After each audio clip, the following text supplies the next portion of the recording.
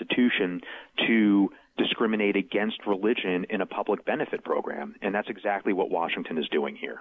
He goes on to say the U.S. Constitution requires government to be neutral toward religion, not hostile. Washington has been anything but neutral. It's adopted a wholesale exclusion of sectarian options from this program, and that discriminates not just against the employers who would like to participate in this program. More importantly, it discriminates against the students. Bindus believes the case could make it all the way to the Supreme Court because the exclusion of religious schools and institutions from state benefit programs is of interest to the court. And a new survey finds a majority of voters can't name a Supreme Court justice. The survey was done by C-SPAN, which found that 91% of voters agree decisions made by the U.S. Supreme Court have an impact on their everyday lives as citizens.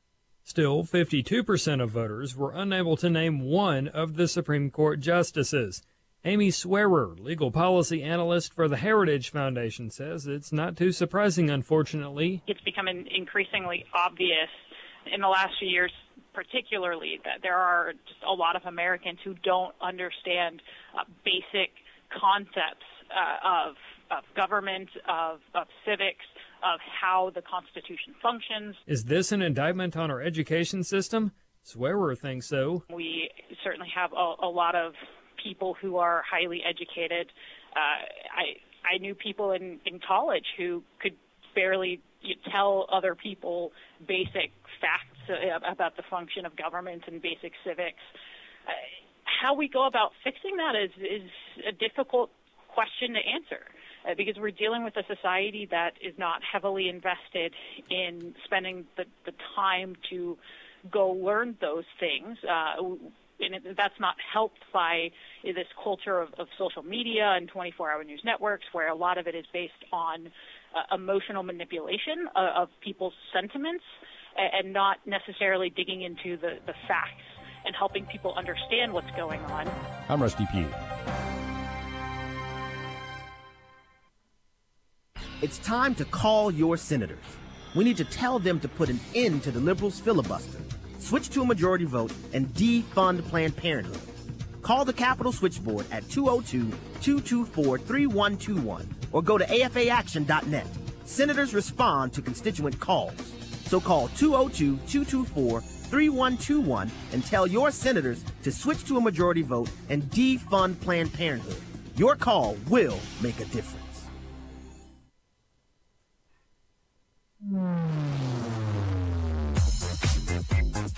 She's sharp, pointed, and insightful.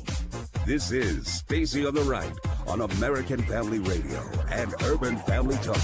Well, Bruce Orr is creating a link for us between people who, as earlier was said, had animus, who were, in fact, desperate to stop candidate Trump from being President Trump, both before and after he became the president-elect. Since day one, this administration has taken attack after attack on women. It is completely false that some of these other federally funded types of health centers can absorb the amount of patients that come to Planned Parenthood, specifically for the services that we provide, which are the well woman exams, the cancer screenings, the contraceptive screening. And now, Stacy Washington. I hope you guys know when you're being snowed. That's what part of that audio was that you just heard there. Welcome to the show.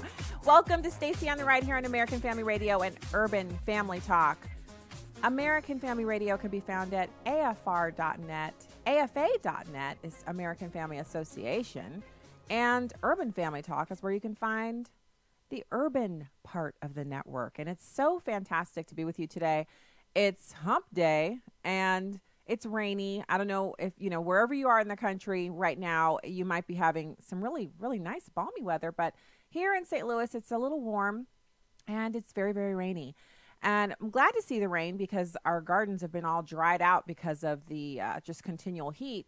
But it's also a little bit on the gloomy side. And so, yeah, let's kind of talk about this morning. This morning, after attending, it was kind of like our first day of Moms in Prayer at school. And I was so grateful. We were sitting there together, and the women who lead the Moms in Prayer chapter at my kids' school, they were leading us in prayer, and they took turns praying. And it was, when you're praying with prayer warriors, you can hear the experience and the way that they pray. And so it was amazing to be there this morning and then to attend chapel and listen to the kids. They had this fantastic speaker. And then afterwards, the kids lead the prayer and worship at our kids' school. They also play the instruments. They also run the audio visuals. So it's just like an evangelical church on Sunday where they have the lyrics up on the screen for you. And all the kids were singing and playing instruments. And then everyone in the gym was standing up. We were all on our feet singing for the part of the service that was worship. And it was really just a great way to start the day off. And so after that, I had to get some coffee, but not just any coffee. It had to be Caldi's coffee because Caldi's is where it's at. Caldi's is not like Starbucks. They don't have all these rules and regulations about, we don't want these kind of people here. We don't respect those kind of people. They just, they serve coffee and breakfast food and lunch food. And if you want some, you can just come in and get it. No politics, just coffee and food. And they have some low carb options. It's a great, great coffee shop. And it's a St. Louis thing. The people who started it are Missourians and St. Louisans. And so I try to frequent them as much as possible, except when daughter the first is in town and she's going for the Starbucks. And I do that out of, college student. So anyway, I go to the Caldi's that's in the grocery store. And the grocery store Caldi's it's like my halfway spot. It's like the half house for Caldi's, the halfway house for Caldi's, because they don't serve the special options and they don't serve any food, but they do have the Caldi's brand of coffee and the espresso machine. So I'll go in today and I'm all ready for a latte. I usually order 2 12-ounce drinks, one for now, one for later. And instead of being able to get one of those, I couldn't get a cappuccino or anything like that because the machine was down. And so I was flummoxed. First world problem. What do I do? And the barista suggested that I have a cup of regular coffee with some half and half and maybe a dash of sugar. I was aghast. I asked her if I should perhaps maybe procure a newspaper as well and just sit on the side like a psychopath with no screen or device anywhere near me and just drink straight coffee and read a newspaper. And she said, just like the 90s, yep, you could. And I just went ahead and ordered some coffee, some regular coffee, because I had to have some. And I put some half and half in it and I drank it and I survived. And I'm here to tell about it right here on the show. So yeah, I know if you're feeling like, wow, that was a saga. It was a saga for the ages, but I made it through, and now I'm here with you, and I'm so excited. So today on the program, we have Zach Morgan, attorney, good friend of our associate producer, Demetrius Minor, and he's also a good friend of mine now. I got a chance to meet and have the commune and fellowship with he and some others of like mind in Washington, D.C. at the Trump International D.C. Hotel. We had dinner there at the really fancy 5-star restaurant. And Zach is he's a legal aficionado, obviously, an expert, but he's also someone that you can count on him for, in addition to his legal analysis, a different opinion, still conservative, but very, very much on the kind of leading edge for thought when it comes to different options, different solutions to problems. So we're going to be speaking with him today about the IRS and their data collection practices. And this is important because we are all interactors with the IRS, all of us. And so this is going to be a great interview. That's first segment. Second segment, remember yesterday I was pumping this interview with Ann Coulter. Well, we have rescheduled that for today. So she's coming on in the third segment of today's show, first hour. And then in hour 2, we're going to speak to Thomas Jipping. Thomas Jipping is a Heritage Foundation Deputy Director of the Edwin Meese III Center for Legal and Judicial Studies. He's a senior legal fellow there, and he's going to give us some reaction and analysis on the SCOTUS nomination for Kavanaugh because those hearings begin next week. And we want to be really fully informed before we turn on our C-SPAN and start listening to these people. We want to be able to discern the lies from the truth, and he's going to come on and help us with that. And we're going to talk about the 3% lie from Planned Parenthood. And there's something really important about this that we have to discuss and know. This has to be something that we know by heart, that we can rattle off the truth. And the reason for that is because if we don't know the answer, the reason why we don't believe that only 3% of Planned Parenthood's actions are actually abortion, if we can't explain that, then we can't defend it.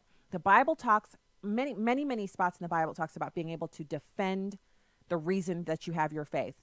Also, taking wise counsel. Also, consulting with experts. Also, seeking wisdom. This falls into all of those categories because we have to be informed in order to fight the lies. So we'll talk about that in hour 2.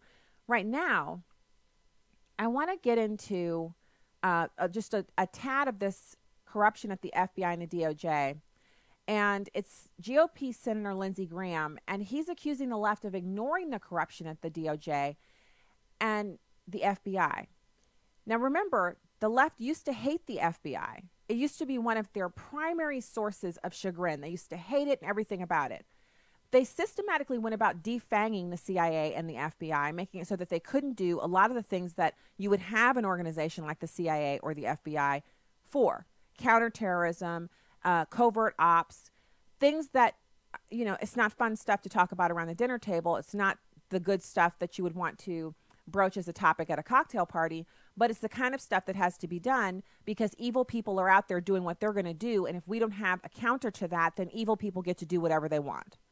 So in interest of making sure that we could have those operations, Republicans have always been staunch supporters of the FBI and the DOJ. And now it turns out that the FBI and DOJ have been weaponized against the political right in this country. So I want to listen to number 1, and then we'll talk about that some. Just imagine if the Republican Party had hired a foreign agent to go to Russia to get dirt on Hillary Clinton, and they used it to get a warrant and never told the court about it. It'd be front page story everywhere. That's pretty corrupt when the two FBI agent and the U.S. attorney, the DOJ lawyer, it's our job to stop Trump. Can you imagine what would happen if it's our job to stop Clinton? Senator, good point. Senator, when those emails were found on Anthony Weiner's laptop, there's reports now that they didn't look at 700,000 emails. They looked at about a tenth of them, 3,000. And Peter Strzok ultimately decided what would be looked at. How do you feel about that? Well, Peter Strzok clearly was in the tank for Clinton, hated Trump. No American would get the same treatment she did. If you were charged or suspected of this kind of misconduct, you'd be in jail now. An interview not under oath, a couple lawyers who really didn't ask hard questions, and you pivot to Russia before Clinton's done. They had a bias against Trump for Clinton. It was obvious. They gave a politically corrupt document to get a warrant on an American citizen. This dossier to this day is still unsubstantiated. They never told the court that Christopher Steele was on the payroll of the Democratic Party. Russia was involved in our election. They were involved in terms of developing this dossier. So, again, and we've went over this, and we'll continue to go over it because I don't think the Democrats are going to change their stripes anytime soon. The people on the left are not going to stop holding one side of the political aisle to one standard and the other side of the political aisle to the other standard. The fact that Paul Manafort can be prosecuted for the things that he's done while Hillary Clinton has an open investigation into her possibly laundering $814 million of foreign money into the Clinton Foundation and not a peep about it. The fact that we found no evidence of wrongdoing, there's been nothing presented to us as the American people of there being anything done wrong by the Trump Foundation, but they're investigating that in New York City, but they haven't investigated the Clinton Foundation. Again, huge double standard. So what Lindsey Graham is pointing out, it's a problem, but it has to be a problem for all of us. Regardless of political party, we have to be interested, deeply interested in seeing justice done from all corners. We have to, and as Christians, we have to pray for that. We have to pray for God to release more of his justice because he is he's a holy God of justice and honor, and that is his way. And that we want that seen and done in our country. We have to pray for that. And so, okay. Well, it says so let's go to the phones. We have Scott Jennings from the GOP National Committee. Welcome to Stacey on the Right. Hey, how are you? Good. How are you? Good. Thanks for having me. Sure. I think we may have our wires crossed because I am looking at my calendar for today. My producer says you're scheduled. Yeah. Today is Wednesday, August the 29th, and we do not have you on the calendar for today. Let me look and see if it's nope, not tomorrow. No, I'm not sure who scheduled you, and we probably shouldn't discuss that on the air, but what was the topic that you were coming on to discuss? Well, I think we were going to talk about Senator McCain and the news of the day, so I'm happy to talk about anything under the sun that you want to talk about, Stacey.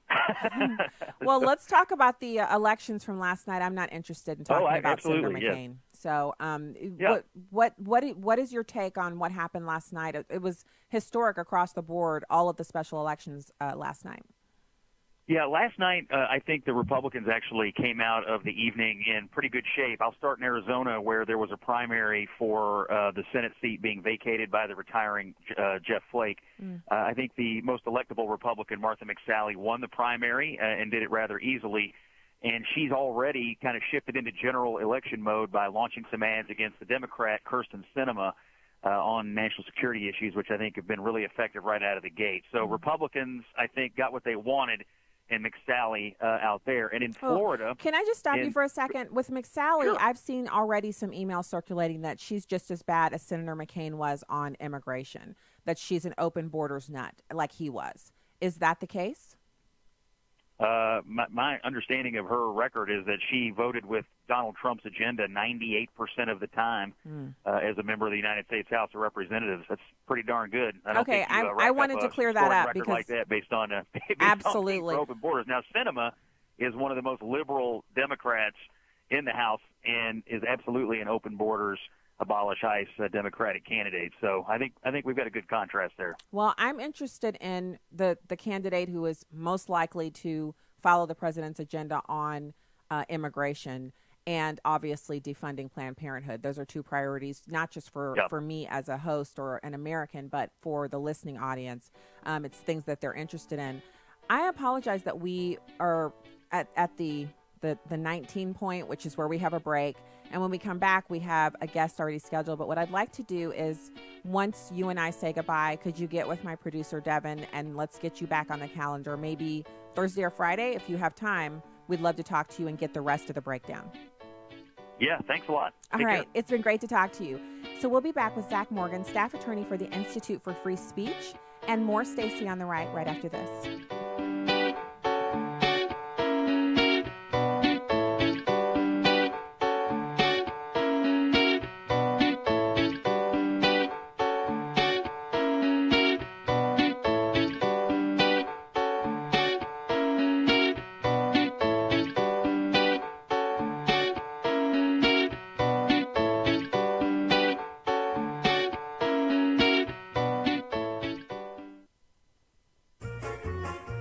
Hello, everyone. I'm Tim Wildman, president of American Family Association and American Family Radio. You know, the very first day in Israel, when we're staying in Jerusalem, we go to the Mount of Olives.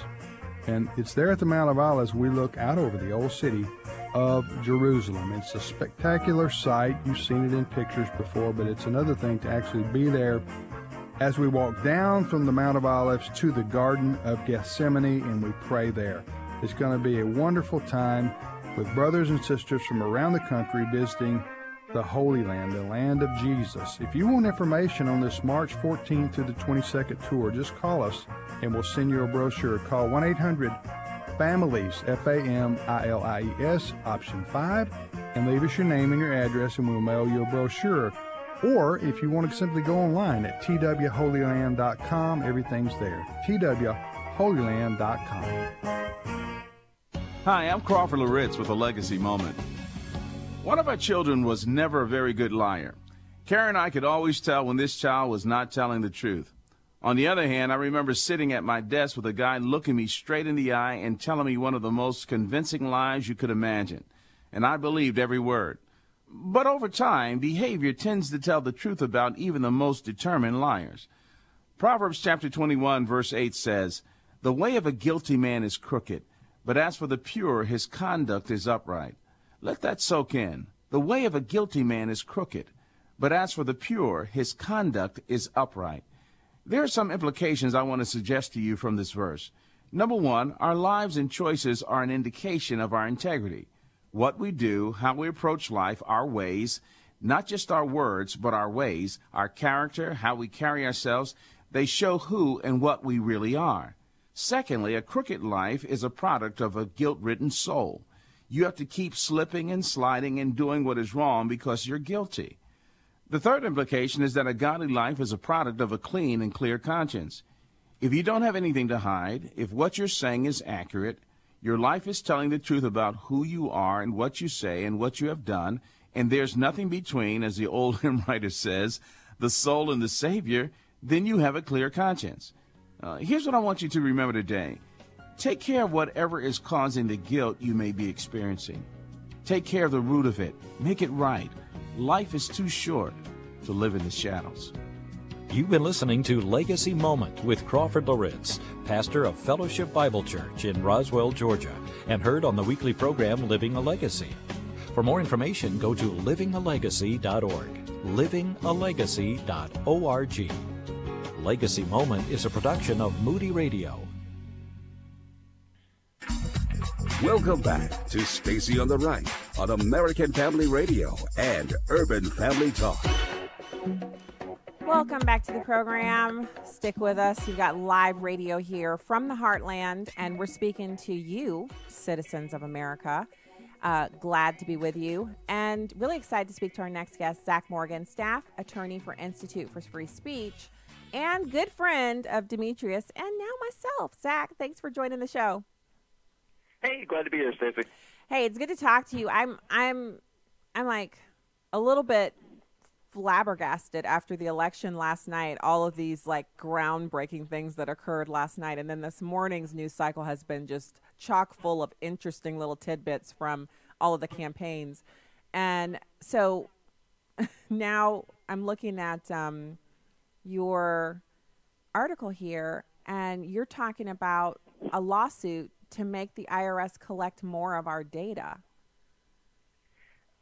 Yes, and it's being brought by a person who's trying to run for higher office, which is surprising. You would think you'd not want more involvement of the IRS in our day-to-day existence. But yes, what's happened is the Trump administration just recently promulgated what's called a revenue procedure. Yay, exciting tax law. But the long and short of it was the IRS was collecting a lot of bulk donor information that it didn't need for the purposes of revenue administration. So essentially this information was just sort of getting stocked up on the IRS's servers, but by a quirk of federal law, certain state actors could request that donor information if they wanted to. And the administration said, we don't need this donor information. It's dangerous leaving it on these servers. A few years ago, you may remember this, the Human Rights Campaign got the National Organization of Marriage's donor list. This is how they got it. It was this information that had been stored by the IRS. And despite a monopoly of civil and criminal sanctions, some presumably not exactly friendly to the National Organization of Marriage-minded person gave that information to the Human Rights Campaign in violation of all sorts of federal law. So the administration essentially said, we don't need this. There's no reason to have it. And this deeply upset Governor Steve Bullock, apparently, in Montana. And he filed a lawsuit using a bunch of administrative law arguments. But the basic premise is that he really liked the old system, whereby he could sort of surreptitiously go to the Internal Revenue Service, get information about who was giving to organizations in Montana, and then use that for presumably legal purposes, but one way or the other, he certainly is upset about it and has literally made a federal case about it. Okay, I'm just trying to figure out how in Sam Hill we are at a place in America where people are suing to give the IRS more power. Have we not been awake during the Tea Party scandal targeting, they've just paid $3.6 million to organizations that didn't get tax-exempt status because of their political ideology during the Obama administration. And now under the Trump administration, which is supposed to be slavery for all and also misogyny and racism and et cetera, you want to give the IRS more power? I mean, look, Steve Bullock is presumably, he's contemplating, this is public reporting, he's contemplating running for president in 2020. If I was a Democratic activist, I would be happy that the Trump administration disempowered its capacity to store donor information for left-wing causes. This was the Nixon administration, and obviously there were more recent abuses. But presidents who wish to embarrass, harass, cause trouble for their political opponents have often gone to the tax services. And one of the things that the current administration can no longer do is try to harass people who, by figuring out they gave to the NAACP or the Sierra Club or any number of, or labor unions who are also exempted under this. It is shocking to me, but apparently that's the moment we are politically right now, which is where people are applauding the forfeiture of privacy rights to the Internal Revenue Service. So what do we do? I mean, he's filed a lawsuit. Is that lawsuit going to go anywhere, or does someone like some or other think tank or organization need to file a countersuit to stop him from giving them back their power? Or are they just doing this because Trump did it and everything Trump does is bad? Well, it's actually very easy to play a lawyer on the radio. The answer is it depends, always. But in this instance, the Internal Revenue Service is going to defend this. I do not anticipate that it will go very far. I don't want to say it's a stunt or frivolously filed. There is a patina of a legal argument to it, but essentially there's a federal statute passed by Congress which gives the Secretary of the Treasury the ability to, quote, relieve any class of organizations from filing any information he determines that are not necessary for the efficient administration of the Internal Revenue laws, end quote. And here, that's what happened. There was a finding. The IRS issued a revenue procedure saying this. And so this is not a situation where the administrative state has gone awry. The administrative state is operating precisely pursuant to instructions and powers that it's been given by Congress, which is how the system's supposed to work. I obviously don't want to go into the politics of the moment, but I do think that when you say you have sued the IRS and you have sued an unpopular president, those are probably good applause lines. So I have to imagine that goes into political calculation as well. I think another problem too is that this there's been a sort of it is a very populist take to say that what you're doing is fighting dark money. And if you look at Governor Bullock's public communications about this lawsuit, that's really what he's couched it in. That we're trying to stop the flood of dark money. But that's really not even remotely related to what's going on here. The organizations that were filing this donor information with the IRS are protected by federal law from ever having to reveal who their donors are because we so heavily prize civil society in this country. So now that the IRS isn't holding that information in servers where it's vulnerable to hacking and doxing, that doesn't change whether or not this information was ever supposed to be made public. So what I am wary of is people taking, in a politically fraught terms like dark money, and then using these things in order to really encroach against First Amendment rights that have really nothing to do with politics or dark money or even campaign finance. Well, I guess for me, so I kind of wish that, and obviously it's like a unicorn wish, because I wish that we wouldn't even need to have privacy and donations, because people would be proudly supporting organizations and it wouldn't need to be a secret, because you wouldn't be shunned at, for voting or using your money because money is political speech. It's First Amendment. Like I see it that way. Instead of seeing money as something that should be regulated, our money's already too regulated, not only by the IRS, but by all of these campaign finance laws that really make it possible for people to kind of silence you so that you have to use your money in secret. You have to sneakily donate to this or that, and you don't want people to know. I feel like if we were doing this the way the founders wanted it, I would proudly be giving to organizations, and so would you, and so would people that I know that oppose me politically. They would give to Planned Parenthood. They wouldn't mind anybody finding out because they would be proudly doing that.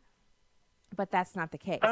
And it's mostly conservatives who are suffering from that, not liberals. Like liberals are proudly giving to Planned Parenthood, but conservatives who want to see traditional marriage are kind of doing it under the table and hoping not to be found out because of the backlashes. I think that Justice Thomas's dissent in the Citizens United case in particular goes into this. How people sort of blithely suggest that, well, there's nothing to be afraid of with disclosure. And then Thomas's dissent goes into just how virulent a lot of private actors were, not even state sanctioned, but private actors were against people who gave money to support Proposition 8, which, in 2008, that was a non-controversial position. And I absolutely agree with you. It would be nice if people were rational adults and we all engaged in conversations in the public square the way, John Stuart Mill would have probably liked this. He talked about that in On Liberty. He has this bit where he talks about how secret ballots are horrible because you should absolutely be proud to stand up in front of all of your neighbors and declare exactly who you voted for. So we shouldn't have a secret ballot. And I mean, just 200 years of the political process in the United States has demonstrated that that's just not how that works. People aren't rational about politics, and that's unfortunate. But I absolutely agree with you. The response to that is not to extinguish First Amendment rights. It's for us to try to rebuild civil society and civil conversations with one another, which is something that can be done in the private sphere and by people acting as examples. Yeah, and I also want to clarify because I've had a few people reach out to me about the whole, and we're going to be talking about this later in the show, but I did just say you should be proud to donate to Planned Parenthood. People are proudly donating to them. But there are people out there who really take offense to people categorizing Planned Parenthood supporters as being pro-abortion. And I'm going to get into some details and facts later in the program that kind of really flush that out so we understand what we're talking about. But I would never be proud to donate to Planned Parenthood. Even when I was a Democrat and I was okay with abortion, I never thought it was something good that everyone should be able to do. I thought it was something that was necessary because we had to have choice for women. I've since come to my senses and I have clarity on the issue. But it should be that you should be ashamed of donating to an organization that extinguishes the lives of human people. But because it's the wrong thing to do and it's morally repugnant, not as it is with people oppressing those who support traditional marriage because they actually support something that's biblically based and it's a religious viewpoint that they hold sincerely. And I think we've lost all of our way on that. Like we can't even, when you say people they're easily triggered with politics, we've gotten even beyond what I consider to be kind of rough. Like, remember when George Bush was president and they used to say he's a wild cowboy and he's unintelligent and he can barely talk and he, all the things they used to say about him. I thought that was really beyond the pale, but we're so far beyond that. That all looks like sweet talk now. Yes, I would have to say that the civic discourse in the country is kind of broken down, and part of that is, and that is unfortunately reinforcing. But what it does sort of compel is one of the protections of the First Amendment is the right for Americans to freely associate. And in 1958, in the case of NAACP versus Alabama, which I know I always bring up when I'm on your show, but it's a cornerstone First Amendment opinion, where it says the right to freely associate includes the right for people to privately gather, even if what they want to do is affect public policy. And, there's good reason for this, right? I mean, King George would have loved to know the donor lists of the committees of correspondence. And one of the ways in which we actually have a vibrant civic discourse in this country is by having that thick belt of civil society that exists between individuals and the state. And the thicker that is, I mean, you mentioned you personally came around on the question of abortion. That's possible in this country when there are many organizations speaking their ideas, and those ideas are competing in what Justice Holmes called the marketplace of ideas, where people are being won over by debate and argument. If we focus instead on, the individual donors to certain causes and try to harass them and shame them, what we're really doing is we're trying to make it impossible to have certain political beliefs in public or in private. And that's just, again, that's a power that governments typically abuse. And that's one of the reasons why we really need to be cautious about it. I mean, that's one of the reasons why I'm sure Governor Bullock wants donor information for what he believes are good reasons, to enforce charitable laws in Montana. But, I mean, as we saw with the Lois Lerner situation with the IRS, it is not that difficult for these things to be abused. And I think it's somewhat telling that Governor Bullock wants to get this information through a lawsuit in federal court from a life tenure judge and doesn't want to create his own system in Montana to collect donor information directly from Montanans that he would then look over directly in his office that would be susceptible to Montana public disclosure laws against government officials, possibly, because he knows that he doesn't want to deal with the public backlash to that, I would imagine. And so this is one of those things where I think we just need to. I would like the civic discourse to be better, but at the very least, we need to be very cautious about criminalizing political privacy. I agree.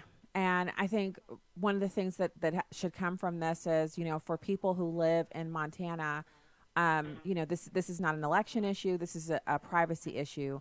If you're a Montana listener, you should be reaching out to your governor and finding out why he's doing this. The best answer to something like this is for more people who this elected official is held accountable to, his voters, for more of his voters to ask him exactly why are you doing this and what makes you think this is a good idea and why are you wasting your time on this instead of issues that relate directly to Montanans that are governance issues that really are problems for us. It seems like you're wasting your time here. Maybe you're not the best one to do this job. And usually that's a great wake-up call for elected officials that they're being held accountable by their voters, and they often will back off of these kind of radical ideas. Yeah, that's the way the system's supposed to work. Public officials are supposed to engage with the public. The public is supposed to respond, and some of that response happens through civic organization. And we should absolutely encourage that. As much flourishing of conversation and political dialogue as humanly possible. Because I think, to your point about the sort of breakdown in civic discourse that you mentioned earlier, circling back to that, the more people realize that people, quote unquote, on the other side, whatever that may be for you, these are also just people. They're complicated, good, well-meaning Americans, and we should remember that common bind at the end of things. And and while we want to have a vibrant civil society, we want to have a productive political system, we want to protect the Constitution, people are people, and they should be forgiven of their flaws. Absolutely. I agree. I think if he understood the concerns that we had, he probably would be much more willing to reverse. Zach, thank you so much for joining the show today. It's always a pleasure to speak with you. Thank you for covering this issue. Staff attorney for Institute for Free Speech. It's great to chat. Thanks, Stacey. All right, talk again soon. We will have some clarifying remarks about our surprise guest. He was not scheduled. I've checked with everybody. No one remembers scheduling him. Apparently, he's a strategist for Peritus, and he gave some incorrect information about the record of that candidate in Arizona, which, we'll correct. But right now, we're going to go to the break. When we get back, we'll have Ann Coulter. Stay right there. Part of growing in Christ is learning how to encourage others. In doing so, you always gain strength for your own journey. It's kind of like you can't pray for someone in earnest and remain angry at them. You may not like what they've done, but the presence of God has a way of sifting the wrath right out of you. You can't encourage someone else in your walk and remain numb to the encouraging words yourself. As you encourage others, you begin to see that all things are possible in Christ Jesus. Your obstacles become visibly obtainable. In this world of self-centeredness and all about me, be extraordinary. Don't be the norm. Each day, stop and take a me poll to determine just where you are in your walk with the Lord. Encourage your brother or sister in the Lord in that area and watch God do some amazing things in your life. Your deliverance is resting in the power of your tongue. With a heart for the urban family, I'm today's urban woman, Tony Johnson. Connect with us at urbanfamilytalk.com. Netflix continues to ignore the outcry about 13 Reasons Why. The American Family Association, along with Parents Television Council and several other pro-family groups, have reached out to the streaming service urging the cancellation of their program. Netflix has not even responded to our letter. Instead, they released an even more vile Season 2 and are producing Season 3. Netflix CEO Reed Hastings says their program is engaging and that it fosters discussion of taboo topics like suicide and sexual assault. But at what cost? 14-year-old Anna Bright and several other teens have committed suicide after watching the show. Hastings calls our objections propaganda. Does he feel the profitability of his company is worth more than the lives damaged or lost because of his show? Please sign our petition to Netflix, learn more, and share our action alert when you visit afa.net. And pray Reed Hastings will recognize the dangers of 13 Reasons Why. Donald Trump's America. Justice Department official Bruce Orr ignored Fox's questions as he arrived on Capitol Hill. With the closed-door deposition underway, Republican lawmakers said Orr told his FBI contacts there were issues with the Trump dossier and its author, former British spy Christopher Steele, who had an anti-Trump bias. Sources tell Fox News the evidence suggests the National Security Court was kept in the dark when it authorized a surveillance warrant for Trump campaign aide Carter Page. After the FBI fired Steele as a source over his media contacts, documents show Steele used Orr as a back channel to maintain contact with the Bureau and pass along information. Orr's wife Nellie worked for Fusion GPS on Russia. Lawmakers point to a financial conflict. The Orr deposition concluded after 7 hours of grilling. Democrats on the House committees did not attend, leaving the questioning to their staffers and lawyers. On Capitol Hill, Catherine Herridge, Fox News. You can download episodes of Stacy on the Right from the podcast page on AFR.net or UrbanFamilyTalk.com. Now, back to the show on American Family Radio and Urban Family Talk. All right, everybody, welcome back to the program. At Stacy on the Right on Twitter and Instagram. StacyOnTheRight.com is where you can subscribe and join in for the weekly newsletter. Right now, it's my pleasure to welcome back to the show Ann Coulter, 12-time New York Times best-selling author. She's an attorney, a political commentator, and one of the expert voices in our country that more people should read so that they could be informed. Ann, thank you for joining us again. Absolutely. Good to talk to you again, Stacy.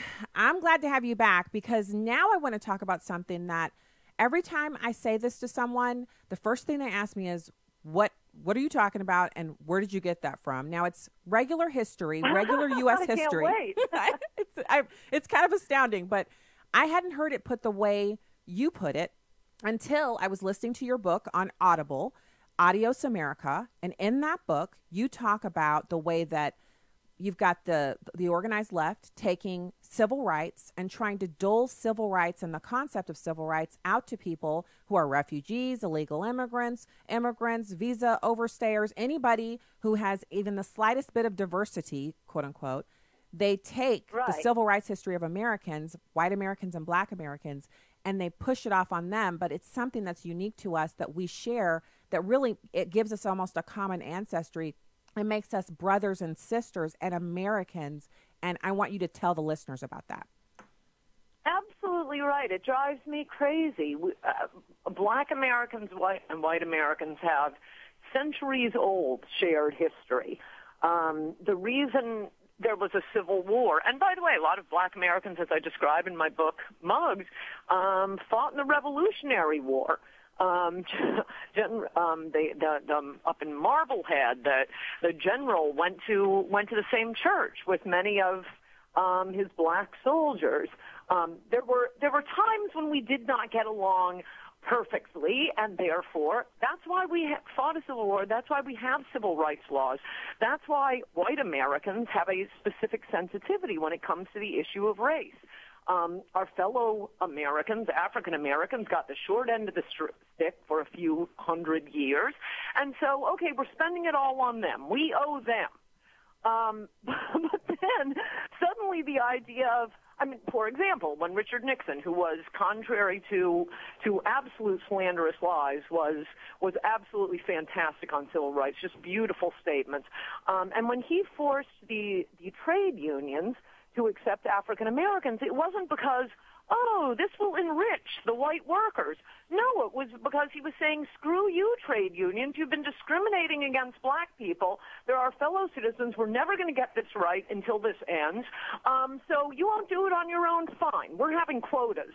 And I must say, I used to be opposed to racial quotas. Reading through the history of the civil rights and what Nixon did with it, I thought, no, of course this is right. It's the same way, we'd feel now if we could finally get liberals to acknowledge that abortion is not in the Constitution, even though I think it's not in the Constitution one way or another. I'm so enraged with them, I could see crossing my arms and saying, screw it. Now we're finding that right to life right in there in the Constitution.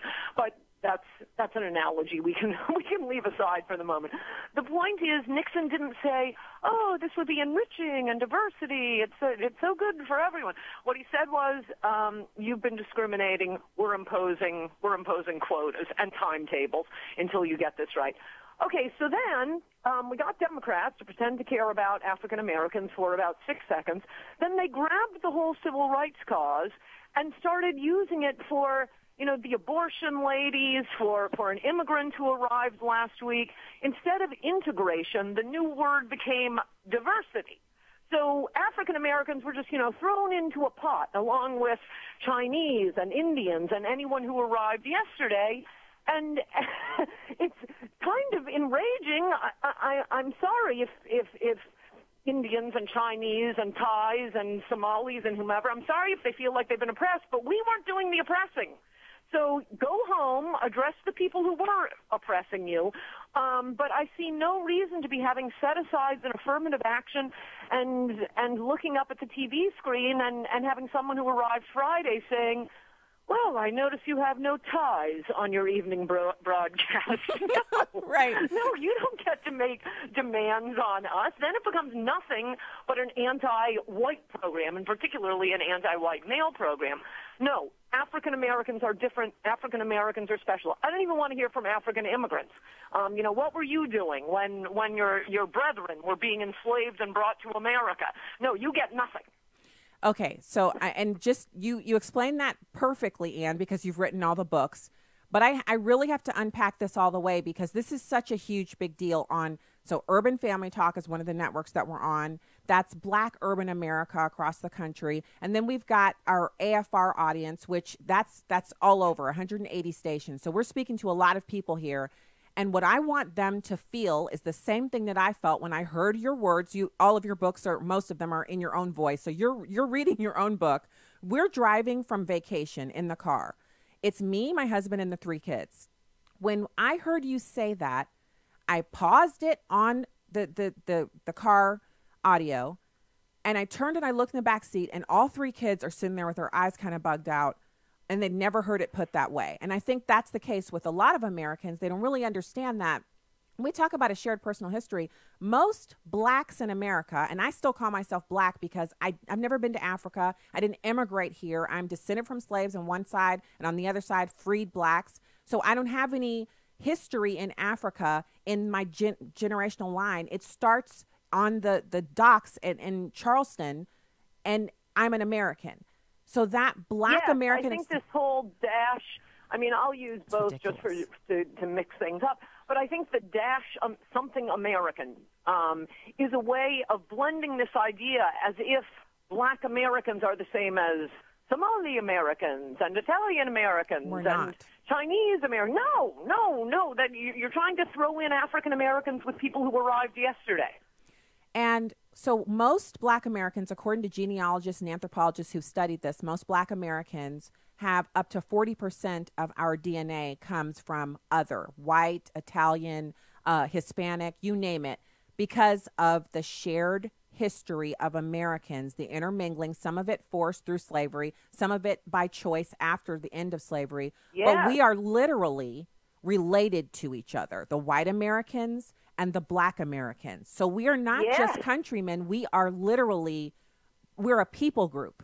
We are a unique people group that only occurs in this country because of slavery and the history after that. That is something that the liberals are selling off.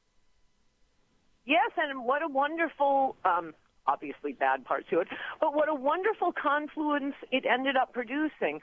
You think about Chuck Berry. I'm a huge Grateful Dead fan. Blues. It's the musical combination. It's just the greatest combination. It's like chocolate and peanut butter. It's such a part of American culture. And I'm sorry, I know this probably sounds silly to even mention the Grateful Dead, but no other country could have produced that. No other country could have produced blues. It is so or American. rock and roll. or R&B. Right, rock and roll. Absolutely. So this is something that instead of allowing liberals to make us look askance at each other and to say, well, he's just a racist, well, she's just, a black person who's got a chip on her shoulder and wants some affirmative action. Instead of us looking at each other like that, we black Americans, no offense to those who've immigrated here since and are actual African Americans. I got nothing against anybody. I'm just talking about the Ann Coulters of America and the Stacey Washingtons of America. Instead of knocking each other, we should really be linking arms and saying, this is our country. We need to own not just the history, but the future of this country, which involves black Americans and white Americans and immigrants, but should not involve illegal immigrants, over large numbers of refugees. I mean, there's got to be a place where we can come together and say, you know what? We do need to protect this thing together. Yes, that's right. And also the special place black Americans have in American history, it shouldn't be cheapened by stuffing immigrants into it. As you say, no offense to immigrants, but I'm sorry, you have to go in the white pile here. African Americans have a very special history in America, and white Americans feel solicitous. Like I say, I've said many times, black Americans, you can tell us what words to say, what words we can't say, fine. Make rules all day long, fine. But when a new group comes in, come on. Immigrants have always been a little bit, not horribly ridiculed, but they used to call, the Polish bohunks. The Irish had a bad run. Names. Right, mix and potato heads. Come on, that is something different. Yeah, okay, maybe it's not always nice. If your descendants were not brought here on slave ships, I don't want to hear it. Everybody's had descendants with, this problem or that problem. The only problem that America, our country, owes a group for is to African Americans because of the legacy of slavery. We don't know anybody else. We will be nice to you if you're an immigrant, you come and you assimilate, love you, glad to have you here. But don't attach yourself to the black cause in America. And that's what I think people have forgotten with this whole diversity thing, where it's just, everybody gets affirmative action, everybody gets to boss white Americans around. No, I'll be bossed around, but only by African Americans. So, now, that being said, and I defy anyone who's listening in the audience, because one of the accusations that's regularly lobbed at you is that you're a racist. That doesn't sound like racist talk to me. That sounds like someone who actually looked it up, researched it, and you have a grip on the facts that is unassailable. And so if there's criticism, let it be about what she has said, not that Ann Coulter's a racist or that I'm some kind of sellout for talking to Ann Coulter. I've already seen all those tweets and I'm over it. This is a conversation about the shared brotherhood that exists between black Americans and white Americans and why it's special and why it belongs between us. So now we just have like maybe 4 minutes left. And I'm telling you, Ann, we'd have to talk for hours because I keep finding things in the book. So I finished it and I can't get over how completely you dismantled every single person that has anything to do with this bogus sham of an investigation that's going on against the president.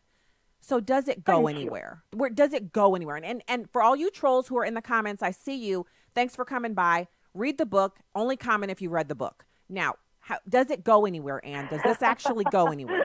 That'll shut them up. I know. They don't like to read, these liberals. They don't like to read. They never read the books. They're always commenting, but they've never read anything. I actually think it would be more fun if they would read it because then they wouldn't have any comments because there's no way you can go against the tail end of your book is like 20 pages of just notes and references of where you got all the info from. If you can go through all that and still have a problem, well, I mean, they're better than me.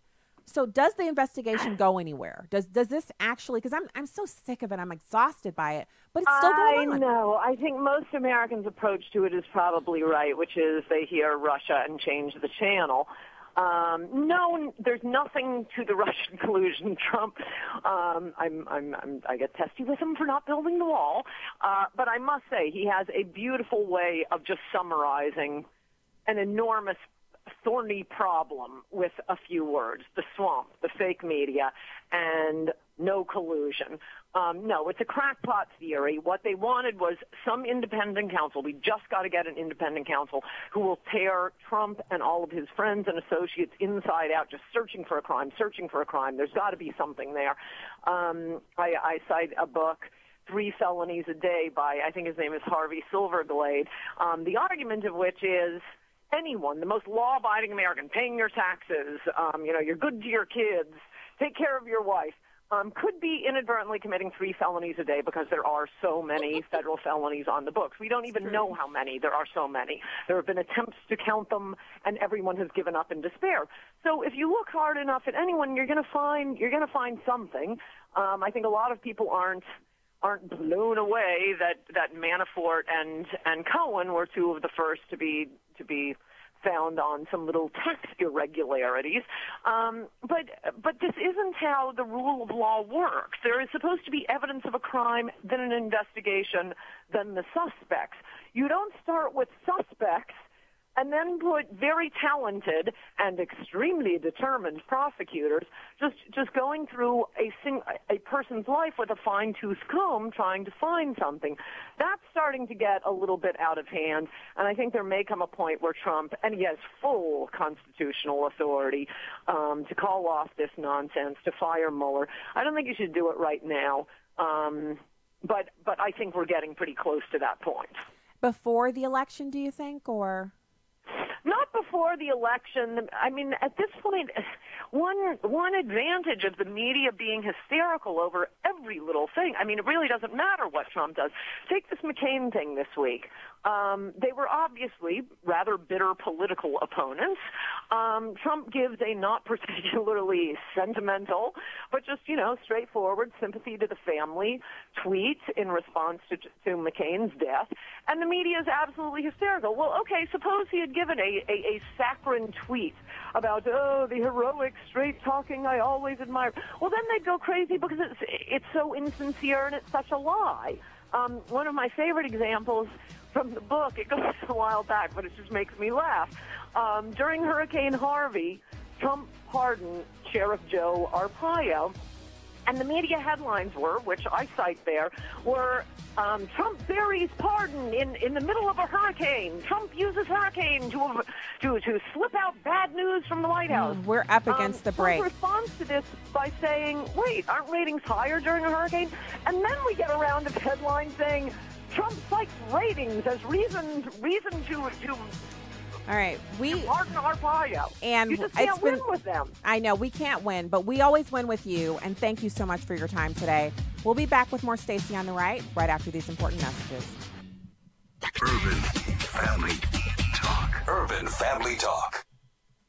Secular progressives in the United States have worked to alter the very nature of our republic. For the progressives, there are no longer any God-given natural rights. AFA Executive Vice President Ed Vitagliano helps you understand the progressive threat to the American Republic. Get your copy of this powerful DVD from the AFA Cultural Institute at afastore.net. Truth, wisdom, empowerment. Urban Family Talk, a ministry of the American Family Association. American Family News, I'm Rusty Pugh. The construction of a hotel near Disney in Florida turns deadly as an accident on the scaffolding claims the lives of 2 men. Reporter Dana J. with Fox News affiliate WOFL in Orlando has more. What we're being told is that there were workers on top of there, and around 4:30 this morning, that scaffolding gave way, and 2 of those construction workers plummeted to the ground. They were pronounced dead on scene. Miraculously, we're told that there was a 3rd construction worker on that scaffolding as well. We're told he was able to grab on and climb back to safety. He was treated on the scene, but did not have to go to the hospital and is expected to be okay. Now, we're told at the time there was about 20 construction workers on this site. So at this point, there's an investigation ongoing. OSHA is investigating here. Also, the Orange County Sheriff's Office. We've seen several units come and go from here in the past couple hours or so, including the crime scene investigation unit. A Texas jury convicts an ex-cop of murdering an unarmed teenager. Carmen Roberts reports. The sentencing phase of the trial continues in Dallas today as the jury decides the punishment for ex-cop Roy Oliver. Prosecutor Sean Kedra Martin. Now the time has come for you to really get to see the man that he is, the evil that lies within the defendant, Roy Oliver. Oliver fired into a car full of teenagers in 2017 as they left a house party, killing 15-year-old Jordan Edwards. His stepmother, Charmaine, thanked the jury. I'm forever grateful that y'all seen it in your heart to see that it was wrong. Oliver faces from 5 to 99 years in prison. Carmen Roberts, Fox News. The Florida primary may have just ended, but there is already some calls of wrongdoing by the leading Republican, backed by the president. Eben Brown reports. Ron DeSantis, the Republican backed by President Trump, will be running against Andrew Gillum, a Democrat supported by Bernie Sanders. Gillum defeated 6 other Democrats in their gubernatorial primary yesterday. Already there has been sniping in the governor's race. On a Fox News Channel appearance earlier today, DeSantis said voters shouldn't monkey it up by voting for Gillum, a phrase Democrats say has racial overtones. In Miami, Eben Brown, Fox News. A conservative political scientist says a Republican defeat in Arizona is unlikely. Congresswoman Martha McSally garnered just under 49% of the vote, and her opponents came in with just over 51%. But conservatives Kelly Ward and Joe Arpaio split that vote, allowing the moderate McSally to slip in and win the Republican nomination. McSally must now turn her attention to Democrat Kirsten Sinema, who many political observers believe has a good shot at winning the seat held by retiring Republican Jeff Flake. But Dr. Charles Dunn, who is emeritus professor of government at Clemson University, doesn't think so. That's not likely. Republicans have not lost very often in Arizona. But many conservatives are not happy with McSally, who was viewed as the D.C. insider's pick during the primary. Her record on immigration has also been an issue. She will obviously need the support of the president. She'll need the support of conservatives. She can't afford, in a state like Arizona, to play around with this issue of immigration. She's going to have to be forthright on that. That's the way you get killed, when you're not forthright on an issue of that magnitude. I'm Chad groaning. Meanwhile, President Trump is reacting to the results of Tuesday's primary election. The president congratulating an Arizona congresswoman for winning the Republican Senate primary, writing on Twitter, Martha McSally, a great U.S. military fighter jet pilot and highly respected member of Congress, wins big. Congratulations, and on to November. Also congratulating a Florida congressman who he endorsed in the state's Republican primary for governor, tweeting such a fantastic win for Ron DeSantis and the people of the great state of Florida. Ron will be a fantastic governor. The president also tweeting congratulations to Governor Rick Scott of Florida on his conclusive Republican primary win. He will be a great senator. Scott is hoping to knock off Florida's Democratic Senator Bill Nelson in November. At the White House, John Decker, Fox. For American Family News, I'm Rusty Pugh. My name's Keith. My friend was shot dead on a Metro Transit bus. And if I wasn't here at Teen Challenge, that could have been me. But thanks to them, I'm off the streets and I'm drug-free. If you know an adult or teenager who's struggling with a chemical addiction, Teen Challenge can help. Call us today at 417-581-2181 or reach us online at teenchallengeusa.com. This is Urban Family Talk.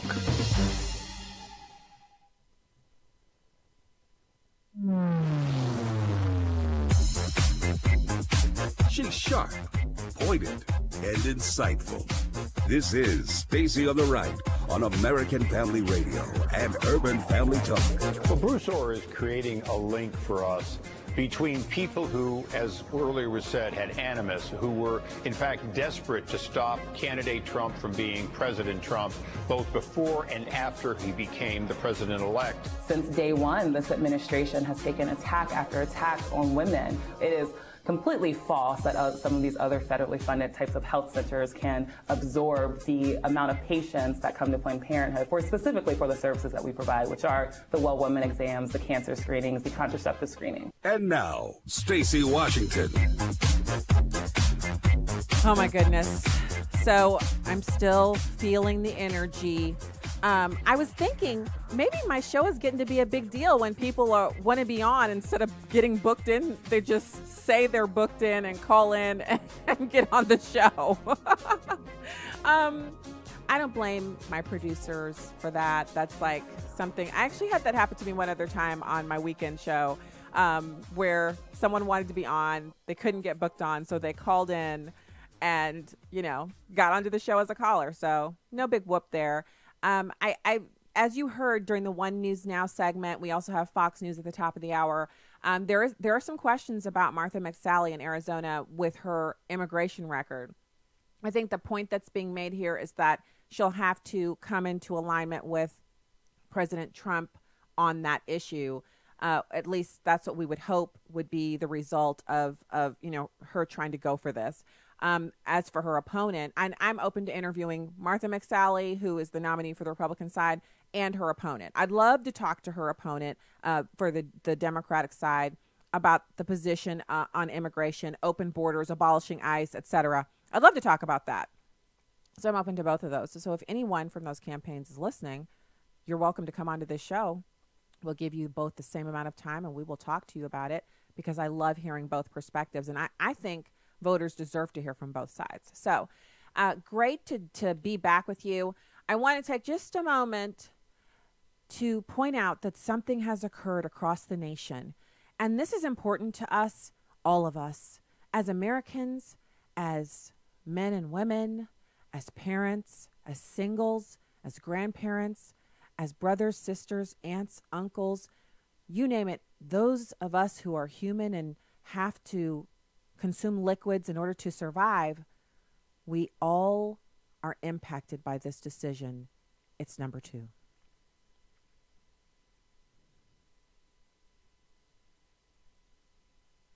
Clip 2. Ignore the sweltering August heat and channel your inner autumn, because pumpkin spice lattes are back at Starbucks. Yes, you can feel like fall with pumpkin spice sauce, espresso shots, and your choice of milk. Celebrate the pumpkin spice latte's 15th birthday today with a little whipped cream while you're at it. Who cares that once you step outside, you'll be sweating harder than a sauna? Get that PSL ASAP, because nothing says the seasons are changing quite like coffee. Not to be outdone this morning, Dunkin' Donuts is countering Starbucks' foray into fall with their own new lineup. Dunkin' rolled out pumpkin and maple pecan flavored coffees on Monday, because why not? The flavors will be available as hot or iced coffee and espresso. They also debuted a new maple cream cheese spread, crisp donut, Belgian waffle breakfast sandwich, and pumpkin muffin. So this is important. Dunkin' Donuts is not just rolling out anything pumpkin flavored. They've rolled out the maple flavors as well. And so if you're hashtag PSL pumpkin spice latte, go for it. It's not only available at gun-free Starbucks, but it's available at Dunkin' Donuts as well. And I didn't see it on the board at the Caldi's, but I wasn't at the full-blown Caldi's. I was at the half stop, which I was describing during hour 1. So I'm looking forward to it. I was at the grocery store this morning. As I was walking by, I saw the end caps had not only banana flavored mix to make pumpkins with, but also the pumpkin flavored mix. So it's time. We're not going to have to wait until it gets cold. We're not going to have to wait until it's like a month before Thanksgiving. They're giving it to us early. If you're into pumpkin spice, it's back. That's the breaking news. So now I want to pivot over to someone who calls himself pro-life. It's Joe Manchin. He's up for re-election. He's got his seat up. He's concerned, and he's talking about being this pro-life warrior, which to me is kind of surprising. It's like, wow, pro-life Democrat? I'd love to hear more. Well, he's on a radio interview here, and he gets asked about his pro-life credentials, and here's his response. It's number 6. U.S. Senator Joe Manchin's with us. Let me turn the page here on something else, Senator, and that is that you consistently argue and say that you are pro-life. Now, last week, you voted against an amendment that was offered by Rand Paul from Kentucky that on an appropriations bill that would stop taxpayer funding of Planned Parenthood. Now, how can you continue to argue that you are pro-life when you voted against that amendment that would have stopped funding for Planned Parenthood, which performs abortions? I know. Now let me clarify. I know that the money. I know that the money does not go specifically for abortions, but it does go to support Planned Parenthood, which is the largest abortion provider in the country. Hoppy, that's not going to change anything. First of all, there's not a penny of public dollars that go to support abortions from Planned Parenthood. I've checked it inside and out with the Hyde Amendment. It can't happen. It's against the law. Now, we have one clinic in the state of West Virginia and Vienna that provides health care, preventive health care for women and mostly young females. I can't look at them, Hoppy, and say, I'm sorry, because of me being hurt politically, I can't vote because you'll have funding for the clinic. I just can't do it. But I am pro-life, and I think everyone knows. Look at my record. I voted with Lindsey Graham on the 20-week ban on abortions. I voted for everything except I could not take funding away when I knew the funding was not used for abortions. I don't know how else to say it. So he sounds so sincere. And I really wish he was. Let's just get that out first. I wish he was. Because to have someone who is a truly pro-life Democrat, that would be outstanding. But it's not the case. So I'm going to play some audio for you. And this was earlier today that I learned about this second funding mechanism. So I consider myself to be very knowledgeable about the issue of abortion and how it's funded in America. But I didn't know how much of federal dollars go into Planned Parenthood under the SCHIP program. Now, we have a caller, and I really enjoy our callers and getting to talk to them. So we're going to go to him, and then I'm going to have this, we're all going to have this wake-up call together. And we have to have it because it's the only way we can get to a place where Americans on the whole, larger than a plurality, decide that enough is enough. It's time to stop funding Planned Parenthood. So let's go to Jonathan from Kentucky. Hey, Jonathan, thanks for calling in to American Family Radio and Urban Family Talk. Thank you, Stacey. I agree that abortion issue is a very important issue. I'm sorry, I was wanting to talk with Ann Coulter when she was still on the air because something is really brewing up in CNN. Jim Sciutto has been caught in a bold-faced lie, the ultimate fake news, and President Trump has even latched onto it today in Twitter as a scandal, which it sounds like it's just going to keep getting worse and worse until Jim Sciutto gets fired. Did you hear about what he did? Yeah, so there's this story. First of all, it's Lanny Davis that provided the kind of the bombshell that kind of blew all of the CNN reporting out of the way. Am I right? This is Lanny Davis is that Clinton World guy who's the attorney for Michael Cohen, and he said that the Jim Sciutto scoop from last week was false and phony. It's pretty crazy because Sciutto is CNN's chief national security advisor over there, so he's got a really big title, and it turns out he's put out some information that's utterly false. That's right. Jim Sciutto took Lanny Davis's quote off the record, used Lanny Davis's quote off the record to make it sound like Cohen is going to spill the beans on Trump. However, when Lanny Davis changed his tune and said, I honestly don't know the truth about that, Jim Sciutto said that he had asked Lanny Davis, and Lanny Davis would not make a comment. But we know that Lanny Davis was the source. So Lanny Davis did make a comment, and Jim Sciutto is lying, and the entire organization now is being implicated. Brian Stelter, the ombudsman there at CNN, is saying we are not going to back away from the story. We had other sources, but there really are no other sources than the lawyer for Cohen. And this is going to, I think this is going to get worse and worse until Jim Sciutto gets himself canned. So I want to give a couple more bits of information, and thank you for bringing this up, Jonathan. What's so interesting about it is I remember seeing the tweets from Brian Stelter a couple days ago where he said CNN stands by its reporting, but the reporting is all from an off-the-record comment from Cohen. So, in other words, if the off-the-record source itself retracts the statement that they made, then the entire series of reports that started with this guy, Jim Sciutto, and Carl Bernstein, all of it falls apart because all of it's based off of this one conversation. They've got the July 27 CNN story reporting that Cohen said he personally witnessed Donald Trump being told about the 2016 meeting that took place at the height of the presidential campaign, then that would contradict President Trump, right? Because President Trump said he didn't know anything about the meeting. And why would he? It was about adoption services. So they said, we might have some dirt on Hillary Clinton. We also want to talk to you about adoption in America for Russian kids. So why would President Trump know about that as the campaign? You know, he was the candidate. Now, on Sunday, after one of the primary sources, which was Lanny Davis, publicly cast doubt on the information he provided, Scudo and Bernstein reiterated that they stand by their reporting. And as you said, it spread out amongst, you know, a lot of the other talking heads over at CNN who have a lot of their credibility on the line now, because once they were informed that they had a problem, instead of them investigating it and making a retraction or a correction, they stood by the reporting after they found out that it might be false. So you're right. Somebody might get fired.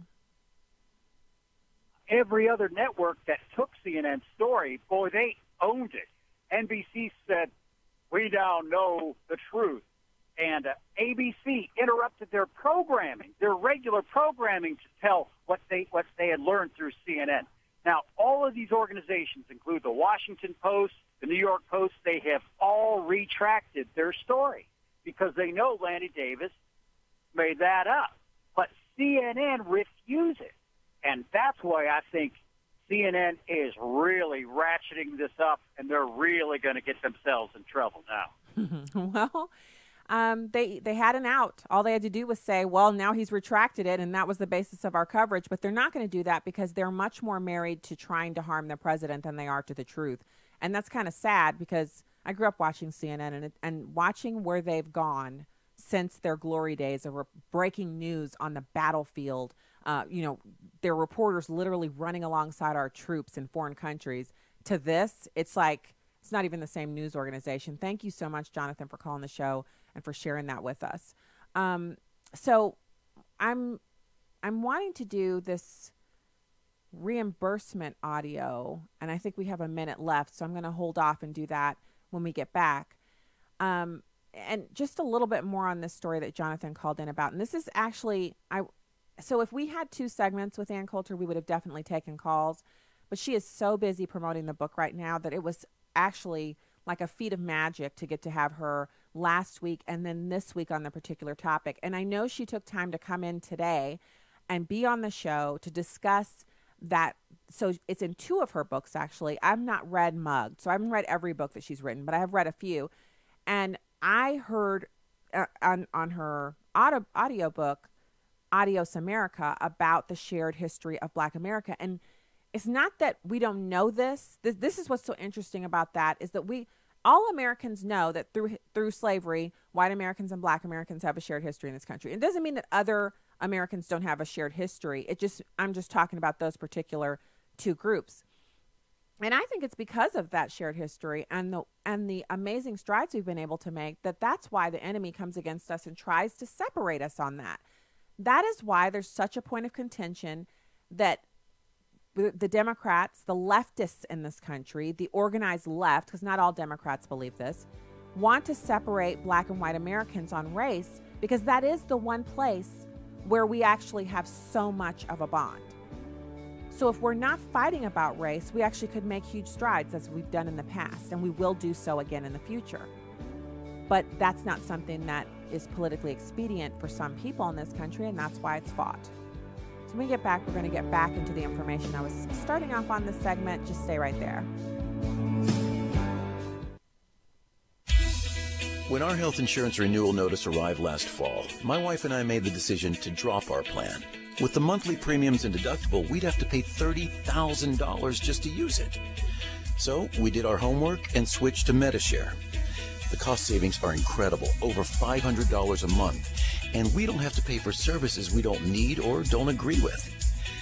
Then, out of the blue, she had to have emergency surgery. Scary stuff.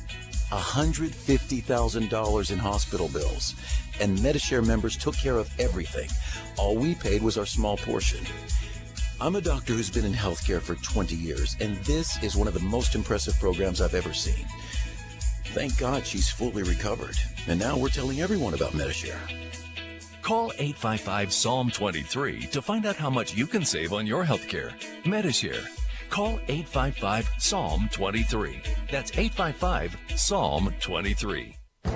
This is Viewpoints with Kirby Anderson.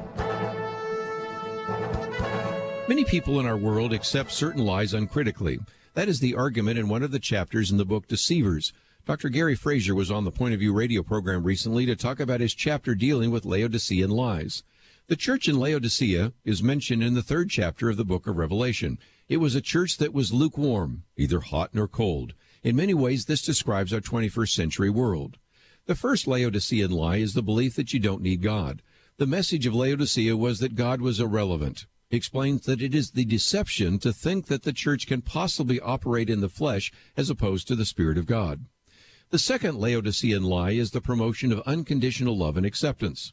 Certainly we should love sinners, but we compromise the Bible and the gospel message when we promote tolerance at every sin and perverted lifestyle. He says that a large number of people who claim to be Christian have fallen prey to the idea that love equates with acceptance of anything and everything. The third Laodicean lie is political correctness. He quotes a syllogism by Dr. Al Mohler about how truth died. When that which was once celebrated is condemned, when that which was once condemned is now celebrated, and when those who refuse to celebrate are condemned. Truth is condemned, lies are celebrated, and those who refuse are condemned. Gary Frazier says that he does not care about being politically correct. Instead, he cares about truth. In a time when the values of our culture are inverted from biblical principles, we need to come back to Paul's teaching in the book of Romans. He wrote, "Let God be true and every human being a liar." I'm Kirby Anderson, and that's my point of view.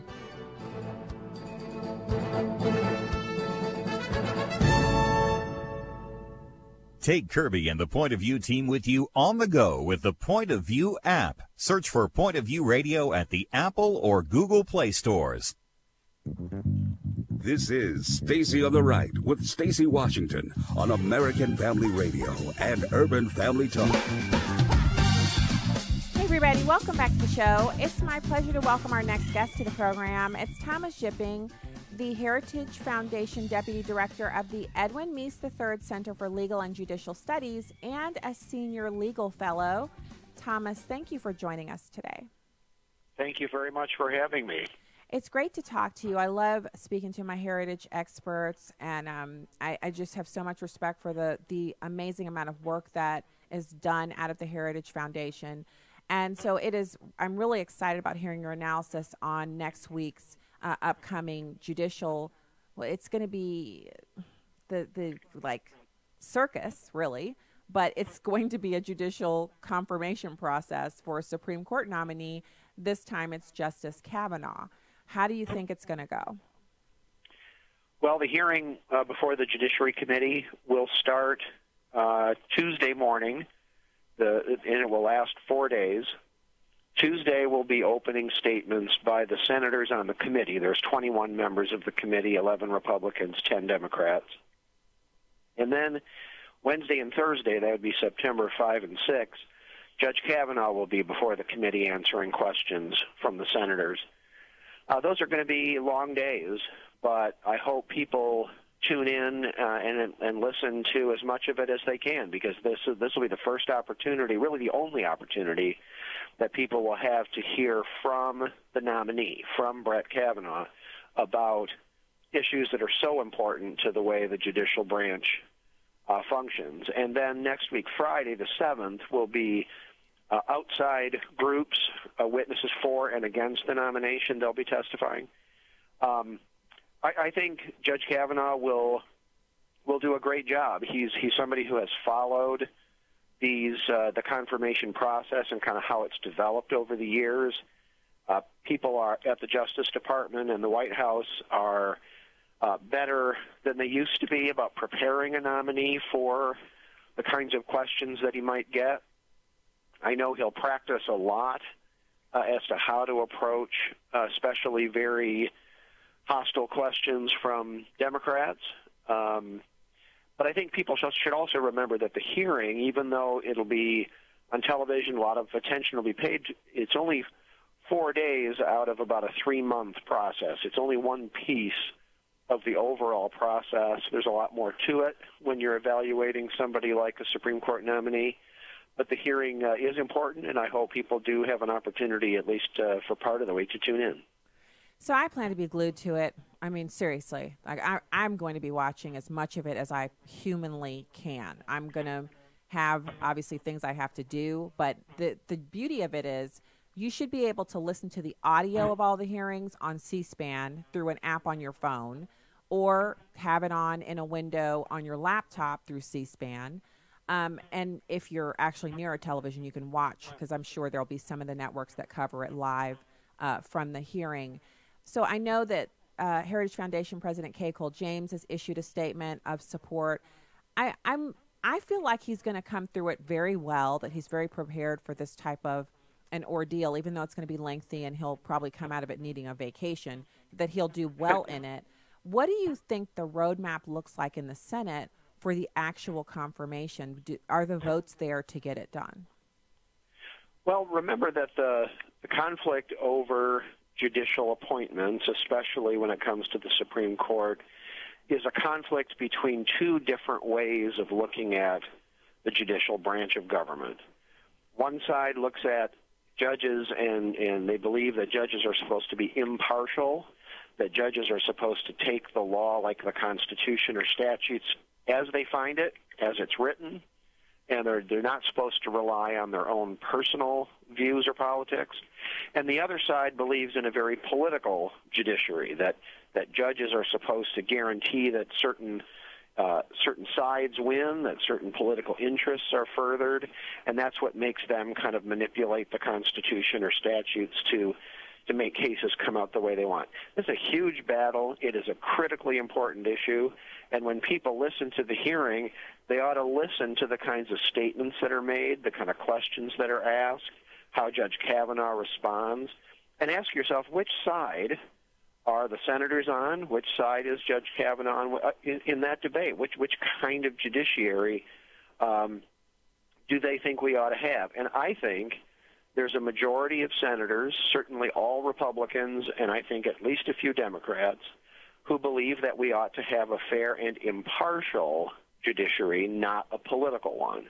I think most Democrats believe in a very political judiciary, and that's why they'll vote against Judge Kavanaugh, but I think he will be confirmed with at least a few Democratic votes. So let me play kind of devil's advocate. I was reading an article right after the announcement of Kavanaugh, and I have a two-part question. The first part is pretty simple. A lot of Democrats are very upset by the fact that the Heritage Foundation and the Federalist Society are the primary kind of fact checkers, if you will, on whether or not a candidate should be on President Trump's list of approved nominees. And this was a list that was created before he was actually the president, and it was one of the reasons why a lot of people turned out to vote for him, was that they knew beforehand these are the 25 people who are on the list of possible nominees, and so it gave them some clarity on where the president stood. How do you answer that when people say, well, the Heritage Foundation is really, it's skewed, it's only interested in putting people on who have right-leaning views, et cetera, et cetera? Well, this is the 11th Supreme Court nomination that I've been involved in. I've been working full-time in the field of judicial appointments for over 30 years, and I can tell you every administration, Republican or Democrat, relies on their allies, either political allies in the Senate, ideological allies among outside groups. Every administration relies on their allies for input, for suggestions, for recommendations, whether it's of individual people, whether it's of some other kind of information. There's no administration does this all by themselves. And so, of course, the Trump administration and the Trump campaign looked to organizations like the Federalist Society and the Heritage Foundation because we think about the judiciary the same way. We have a lot of expertise in looking at judiciary, the judicial branch, in the appointment of judges. We know a lot of good lawyers and sitting judges around the country that fit the criteria that the Trump administration believes in. So, of course, we're working with them. Every single administration. You cannot tell me that Barack Obama didn't reach out to the National Women's Law Center or the Planned Parenthood Legal Defense Fund or any number of left-wing organizations, the ACLU, the American Constitution Society, you can't tell me that the Obama administration didn't reach out to them for the same kind of specific advice and input and recommendations that the Trump administration has. They would be foolish not to. So I think yes, that's an we had a role, and answer. we're proud of it. We believe in these principles, and we're going to help the administration implement them.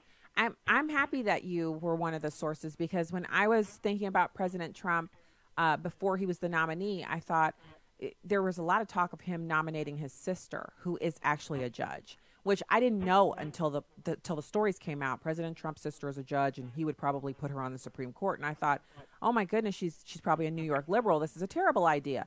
Then when he was the nominee, one of the first things he did was say that he would only use people who were vetted and approved by the Heritage Foundation, which that was my first check mark. And then he said the Federalist Society. I was like, well, I'm good to go. I feel very, very confident with those two organizations. And I got to say, from the perspective of, like you had said, clarity about where the president's coming from, no presidential candidate had ever used an actual list of names. They might have talked generally about criteria or some sort of vague, mumbo jumbo, but he actually gave you specific names. There's no better way to demonstrate this is the kind of judiciary that I think America ought to have. Had he not done that, had he not been specific, then he would have been criticized for that. So it was a much better way to go, to be clear and specific. Take it or leave it. You don't like these people, vote against them, but if you do, this is where the judiciary ought to go. And frankly, I'm glad that's the direction we're going. Me too. I think it's very comforting, especially so many of us in America with no legal background. It's like you want someone who wants to adhere to the Constitution. You don't want to have to go through and figure out what types of constitutional adherence there are and all of that. It's much nicer to be able to leave it to experts like yourself.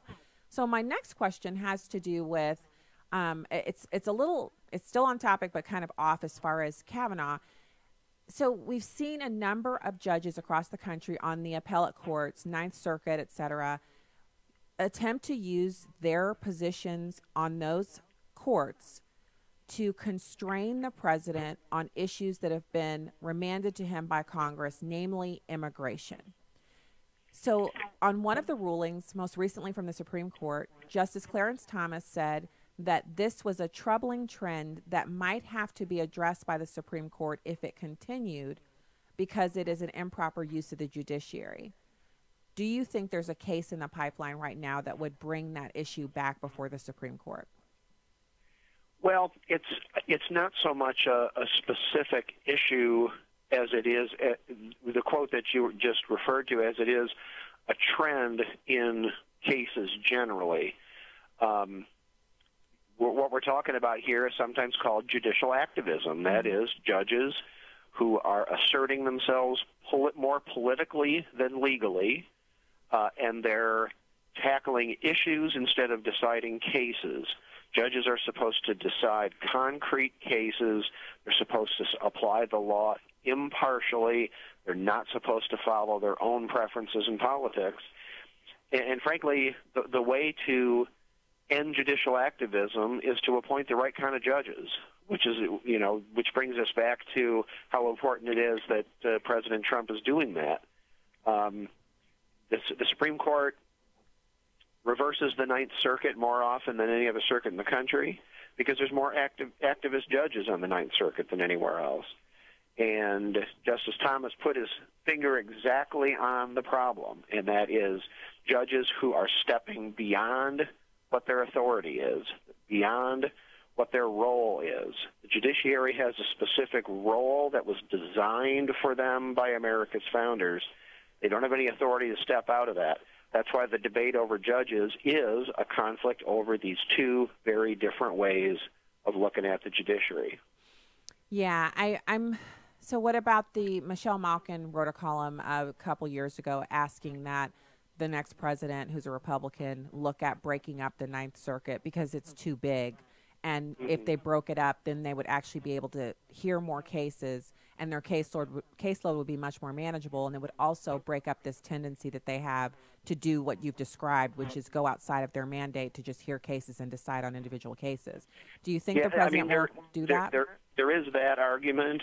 I personally don't look at it that way because any plan for breaking up the Ninth Circuit would, in effect, isolate California. It would take the Ninth Circuit includes about the western third of the country. It's got a lot of normal states in it, but it's also got California. Splitting it would essentially isolate California even more, which would concentrate the liberal activist judges and make that circuit that would still include California even more out of step with every other circuit in the country. So it could have the opposite effect of creating even more conflicts that the Supreme Court would have to try to sort out. So there's different ways of looking at that. There's arguments for and against. I don't see that happening. Congress would have to do that, and I don't see that happening in the near future. But I think everybody agrees that the kind of judges that have been appointed in California especially aren't good for the country no matter where they live, because our system of government, it was supposed to work by design, and you step outside of that design, you change the ingredients in a recipe, and it's going to come out some way that you don't want. And so the kind of judges that we appoint across the country, not only to the Supreme Court, is very, very important. Wow. Thank you so much. Well, I appreciate your time today. Thomas Jipping, the Heritage Foundation Deputy Director of the Edmund Meese III Center for Legal and Judicial Studies, Senior Legal Fellow. Thank you, sir, for your time today. Oh, my pleasure. Thanks for having me. All right. Talk to you again soon. I so appreciate him answering those questions. Those are like the ones that they're always kind of, flittering around in your mind. You're like, whoa, wow. I would really love to know, because when I read Michelle Malkin's article about that, I thought, wow, that's an interesting concept, breaking them up. But he's right. It would possibly end up with California being by itself. And I feel so much for the California listeners. I know we have stations in California and also listeners there, and it's such a tough situation that they find themselves in, because they literally are. There's just tons of conservatives living in California, but because they don't live in the population centers are heavily occupied by illegal immigrants and people who support that type of stuff, and they vote in the most liberal people, and it's just crazy. So yeah, we've got that going on. We have about a minute left. I'm going to take some calls, and we're also going to wind our way through. I'm going to give you all of the facts when we get back from the break. We're going to be coming in with the 3% lie. So this is what you hear all the time, and we have three things we're going to debunk. We're going to debunk the lie that 97% of what Planned Parenthood does is not abortion. We're going to debunk that they really need their $558 million a year from the taxpayers. We're going to talk about the $1.2 billion in federal reimbursement, some of it through the SCHIP program that they get, that most Americans don't even know about, that they distort what they do in order to justify all of this.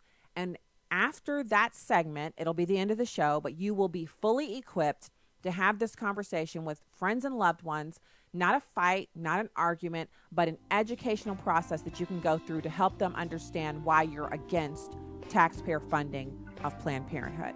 So we'll do that when we get back, and it'll be a podcast item you can share at afr.net and also at urbanfamilytalk.com. And so hold on, we'll be right back.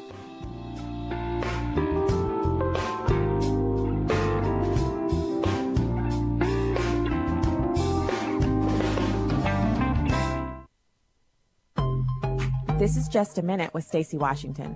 Well, the Freedom from Religion Foundation is at it again. This time, the anti-liberty group is targeting a cafe offering a 10% discount to any patrons that show a church bulletin. Starters Cafe in Chevio, Ohio is a growing brunch spot which the owner, Justin Watson, wants to capitalize on.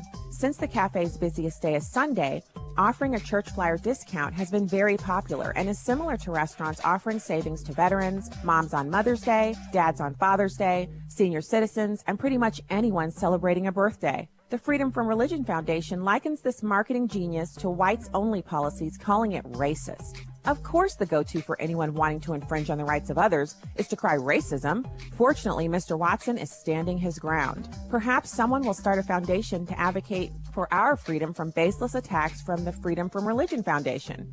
I'm Stacey Washington. Find out more at StaceyOnTheRight.com. Here's what you missed on Airing the Addisons. I asked them, I pack all their stuff, and then I asked them to pack their own individual bags. If you have anything dear to you that you want to bring, that's your responsibility. I'm not doing that. You've got to do that. A teacher's responsibility, you should do that. And so I said, JD, get your backpack. And he said, what should I put in my backpack? I said, put in your backpack what is significant to you, buddy. This is what you want to bring. Anything that you're going to leave and you're going to think, oh, I want that, you bring it. Can I tell you? So I was hanging up his backpack last night at the hotel. Can I tell you what was in his backpack? What was in his backpack? His Bible and the Nerf gun. Hey, they cling to their Bibles and their guns. You gotta, at an early age. That's so good, Will. That is hilarious. You don't know how funny that was. Buddy, you don't know how funny. Airing the Addisons, 6 to 9 Central on Urban Family Talk. And so I'm hoping that he doesn't use the gun while holding the Bible. No, I'm just kidding. Hey, anyway, why not? Nehemiah. We hear anybody? I'm Chad Pergram with the Speaker's Lobby. Republican Arizona Senator John McCain was a giant. He'll be just the 30th person to ever lie in state in the Capitol Rotunda. McCain served 4 years in the House before his election to the Senate in 1986. In fact, McCain's fellow freshmen elected him as class president, but McCain had some big shoes to fill in the Senate. He won the seat vacated by legendary Republican Arizona Senator Barry Goldwater. In fact, only Goldwater and McCain have occupied that Senate seat since Goldwater took office in January 1953. There are significant parallels between Goldwater and McCain. Both captured the Republican nomination for president and then lost. Some question the eligibility of both to serve as president. Goldwater was born in what is now Arizona before the region became a state in 1912. McCain was born in what was the U.S. Panama Canal Zone. And both were chairs of the Senate Armed Services Committee. Arizona law requires Governor Doug Ducey appoint a Republican to succeed McCain. There will be a special election to fulfill the final 2 years of McCain's term in 2020. With the Speaker's Lobby, Chad Pergram, Fox News. You can watch a live stream of the show on Facebook or YouTube at Stacey on the Right. Now, back to the show on American Family Radio and Urban Family Talk. America's largest abortion chain, Planned Parenthood, claims over and over and over again that abortion is only 3% of the services that they offer. That's your self-reported abortion statistic. 3% of all the procedures we provide. It's in their annual report. It's on their website. And their supporters say it all the time. And abortions only comprise 3% of Planned Parenthood's health services. Abortion services only account for about 3%. Because only 3% of what Planned Parenthood does is abortions. 3% of patients visit Planned Parenthood for a safe and legal abortion. Here's why that statistic is completely bogus, and why the senior editor of the online magazine Slate said that the 3% stat was the, quote, most meaningless abortion statistic ever, and why the Washington Post fact checker gave Planned Parenthood's 3% statistic 3 Pinocchios, marking it as, quote, very misleading. Let's look at the numbers. According to their own annual report, Planned Parenthood commits over 300,000 abortions per year. Last year alone, they did 323,999 abortions, which averages to 887 abortions per day, 37 abortions per hour, 1 abortion every 97 seconds. Again, Planned Parenthood commits 1 abortion every 97 seconds. So, welcome back to the show. Is there any way that it is possible that if they're doing 1 abortion every 97 seconds, that 93% of what they do is not abortion? I mean, there's a lot of lies floating around out there right now. There's a lot of what you hear on TV, which is just straight up lies. I don't mean slight lies or the truth that could be a lie because someone else is currently changing things. I mean, straight up, you know it's a lie before it comes out of your mouth, all the way lie. The period comes at the end of the sentence, and it's a total, complete lie, a fabrication, which is what that statistic is, that 3% of what they do is abortion. But you're probably thinking, well, how do they manage that number? Because they had to have used some kind of numerical calculation to get to that 3%. Well, thank God for Lila Rose and Live Action. If you go to YouTube and type in Live Action Lila Rose, her website is liveaction.org. You can watch the video that that clip was taken from. You can watch it for yourself. It's detailed. And there's no imagery of abortion in it. So it's just strictly about what they're doing with the numbers about abortion. Here she is explaining how they disguise their abortion business. To get the 3% figure, Planned Parenthood divides abortions by the number of so-called services, which they define as a discrete clinical interaction. And they count all these services equally, regardless of the cost, time, or effort it takes to render that service. So an entire abortion procedure, which can cost from $390 to $1,500, is counted the same as a pregnancy test, which a girl could get at a pharmacy for $10. In this way, Planned Parenthood is able to count 9.4 million services. Divide 323,999 abortions by 9.4 million services, and they get 3%. It's easy to see why this math is completely ridiculous. Say a woman goes to Planned Parenthood to get an abortion. She gets her pregnancy test, the abortion procedure, an STI test, and some contraceptives. In one visit, she gets 4 services, one of which is the actual abortion. So Planned Parenthood would say that abortion was only 25% of what they did for that woman, who came into the clinic only for an abortion. Well, by this math, even if 100% of Planned Parenthood patients got an abortion, they would still say abortion is only 25% of their services. Such distorted calculations could be used to obscure the purpose of any business. It would be like the NFL saying that because they sold 5 million hot dogs in a season and there were only 256 games, football is only 0.005% of what they do. Or it'd be like a steakhouse saying, actually, steak is only a very small percentage of what we serve because we also serve salad, mashed potatoes, french fries, beer, wine, soda, water, butter, salt, pepper, ketchup, toothpicks, and breath mints. We'd say, yeah, right, you're a steakhouse. Just like Planned Parenthood is an abortion corporation.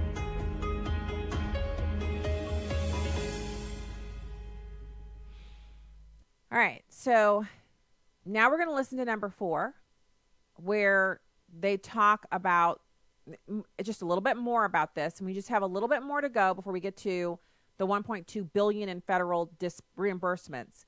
$1.2 billion a year. No wonder they have so much extra money to give to the Democratic Party in the form of political donations. An entity that has a funding source from the U.S. government spends some of their budget on donations to the Democrats, and American taxpayers aren't outraged by that. Well, millions of us are outraged, but we're not getting anywhere because our elected officials aren't doing anything about it. So let's listen to number 4. How much of what Planned Parenthood does is abortion? Well, let's divide the number of abortions they do in a year by the number of patients they see in a year. 323,999 abortions for 2.5 million patients means that 1 in 8 patients who walk into Planned Parenthood will undergo an abortion. Not 1 in 33, Elizabeth Warren, 1 in 8. It's easy to see where Planned Parenthood's priorities are. They commit 160 abortions for every 1 adoption referral. Though Planned Parenthood constantly talks about their breast exams and Pap tests, they only do less than 1% of the nation's Pap tests and 1.8% of the nation's breast exams, while they do 30.6%, a third of the nation's abortions. But that's a public relations problem. So Planned Parenthood came up with a creative way to make their big business, abortion, look very small.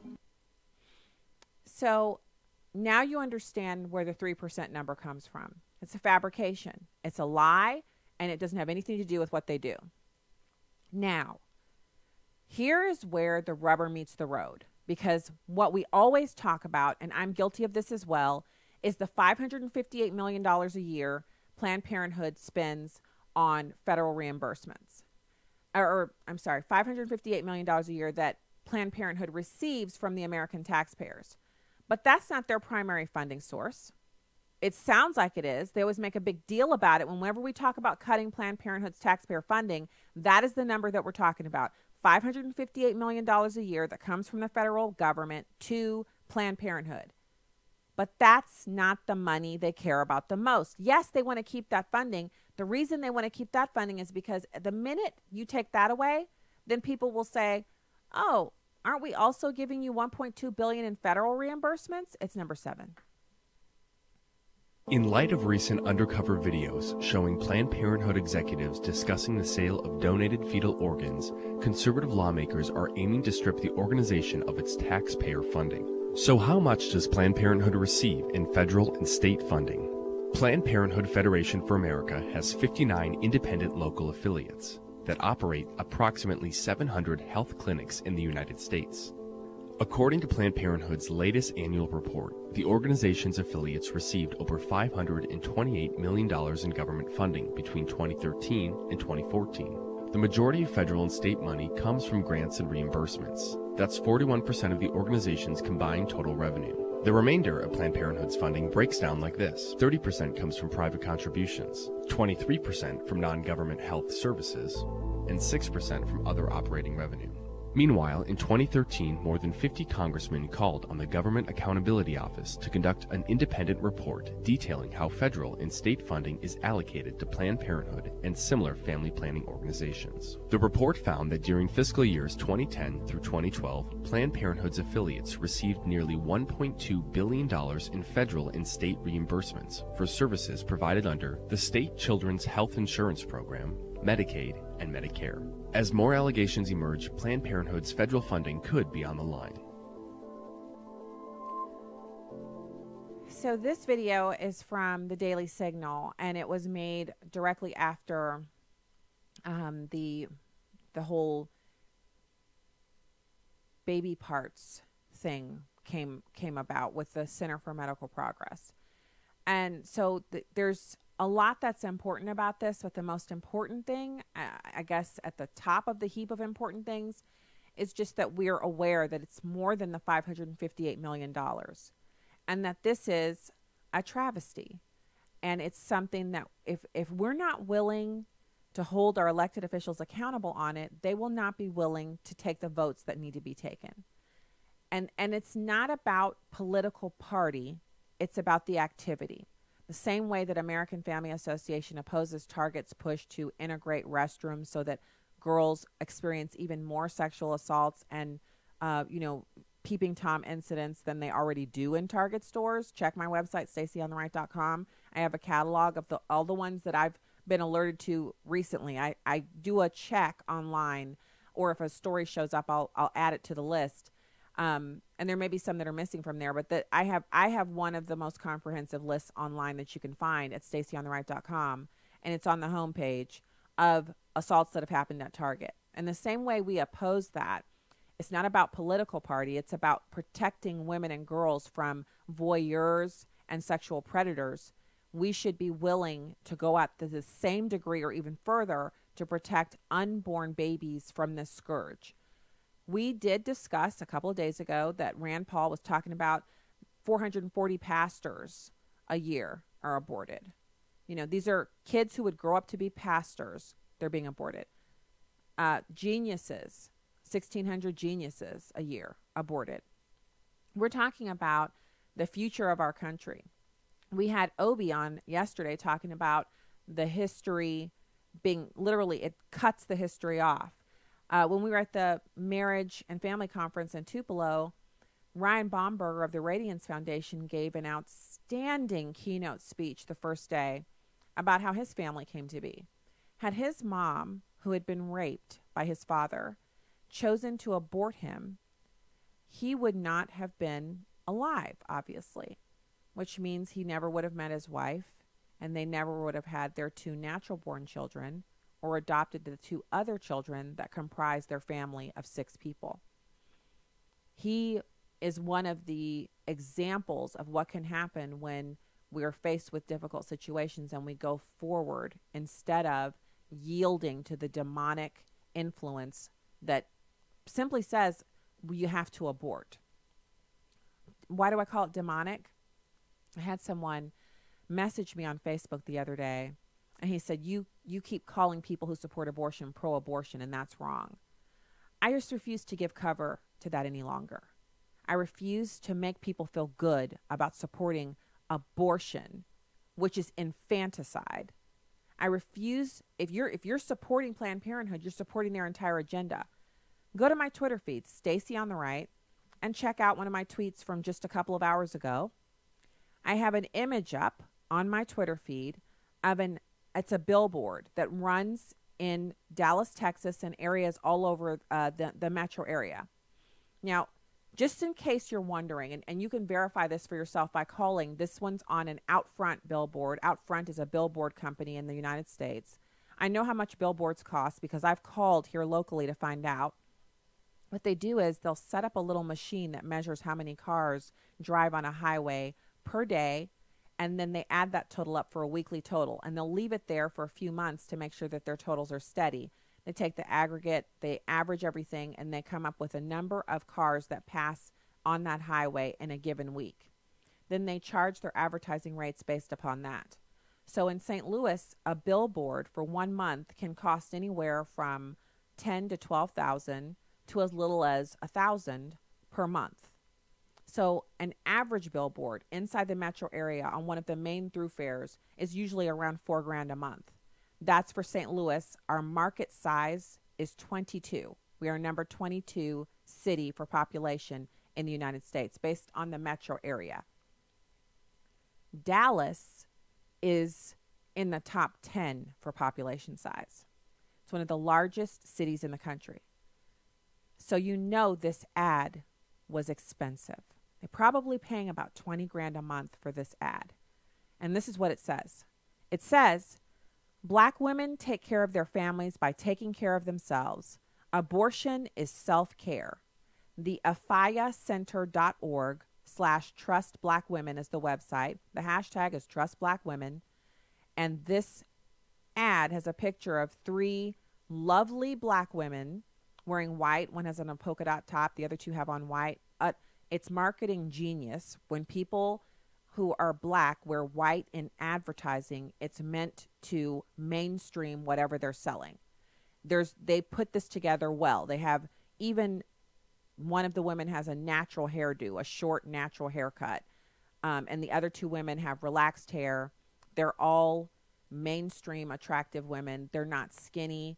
They're just right in that marketing target to speak to the audience that they want to speak to. This billboard is not just this one. In the tweets back and forth since I sent this tweet out, people are actually saying, oh, I saw this in my area of Dallas. So they're advertising this. They're spending literally probably a campaign like this where they'll have this billboard up for 90 days. They'll spend $150,000, $250,000 on a campaign like this. In St. Louis, they did a campaign for another radio host where they ended up spending $300,000 to promote that radio host for a few months on all of the billboards in St. Louis. This is absolutely your tax dollars being used to make black women think having an abortion is like a day at the spa. Outrage, but not just blind, impotent anger. I'm asking you to be upset about this enough to talk to your legislators, to talk to the people who are supposed to be watching over our money. We'll be back with more tomorrow. Have a blessed evening, everybody.